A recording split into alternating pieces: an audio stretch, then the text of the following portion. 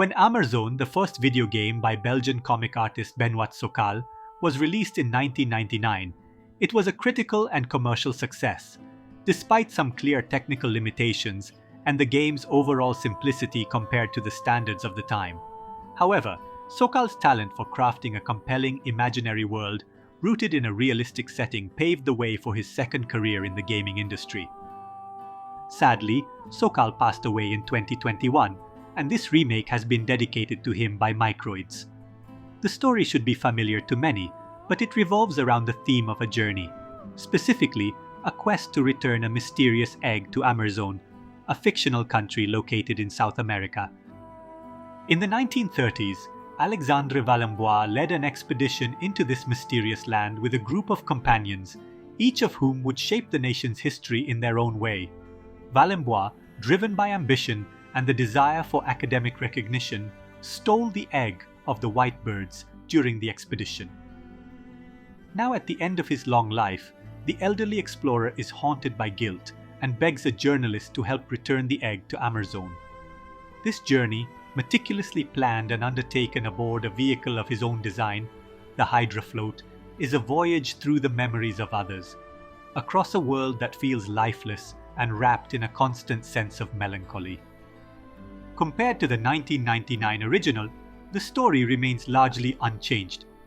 However, it has been expanded, giving more attention to the characters and, above all, providing context for the protagonist.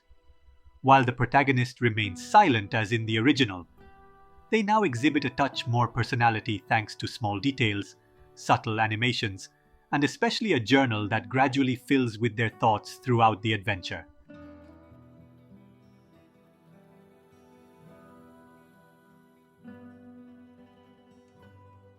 Just like the 1999 version, Amerzone is a first-person point-and-click adventure. Movement isn't free as one might expect from modern titles, but is instead tied to the pointer. Clicking triggers a transition, often quite cinematic, that shows the shift from point A to point B.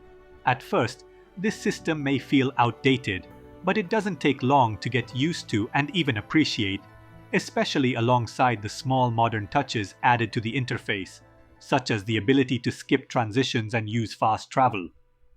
The sections aboard the Hydra Float, the game's iconic vehicle, have also been improved. New puzzles have been introduced, making the game more challenging than the original. Nothing that will trouble seasoned adventurers, but they're well designed and fit naturally within the game's world. To further enrich the lore, various investigations have been added, accessible through the excellent in-game journal. These optional tasks can be completed by finding documents and examining the environment. Whether or not you complete them all is entirely up to you, and if you miss something, you can replay individual chapters at any time. The overall playtime is quite solid, ranging from 10 to 12 hours depending on the chosen difficulty, and whether you make use of the integrated hint system.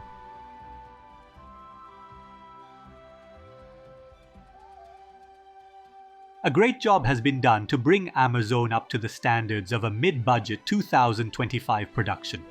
The graphics are polished, rich in detail, and feature some smart directorial choices, particularly evident during the movement transitions. Of course, this isn't a jaw-dropping title in terms of visuals. There are some flaws, especially in the character models and their animations. Still, Amerzone remains a beautiful game to look at, as well as to play.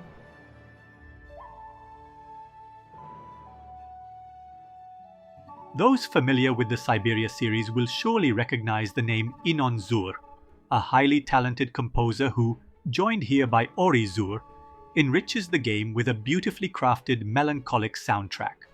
The score is filled with tracks that consistently complement the mood of each moment. The English voice acting is also very well done.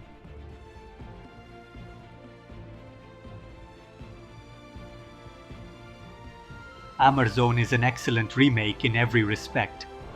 It remains faithful to the original while expanding upon it, though it does so discreetly, almost as if hesitant to take too many liberties. A hesitation that proves unnecessary, as the new additions fit seamlessly into a work that Benoit Sokal himself would surely have approved of.